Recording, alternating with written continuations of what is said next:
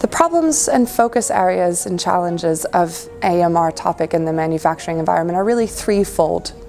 One is, how do you manage waste streams and control waste streams at scale across a pharmaceutical company's owned operations and manufacturing environment, but also across the global supply chain of antibiotic, API, active pharmaceutical ingredients going into finished drug products, and how are those waste streams and emissions from the manufacturing of antibiotics controlled effectively?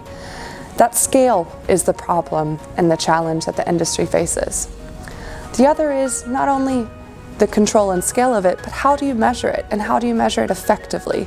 The measurement is quite complex, and how do you actually understand the wastewater dilution and its ratio with chemicals coming from the antibiotic manufacturing?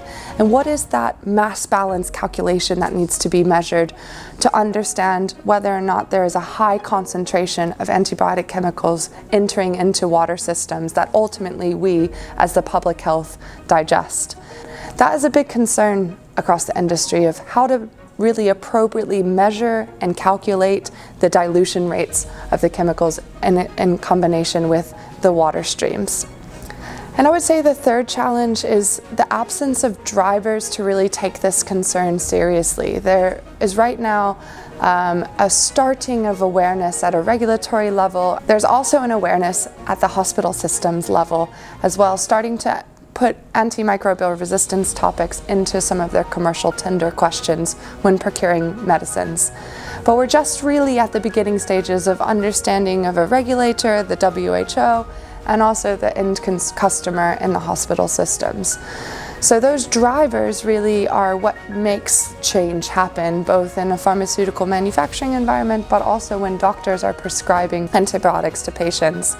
So I think whilst those drivers shape and form, the industry is in a really unique position to possibly go down a self-regulation to prove how they are controlling the waste streams in a responsible manufacturing environment when manufacturing antibiotics.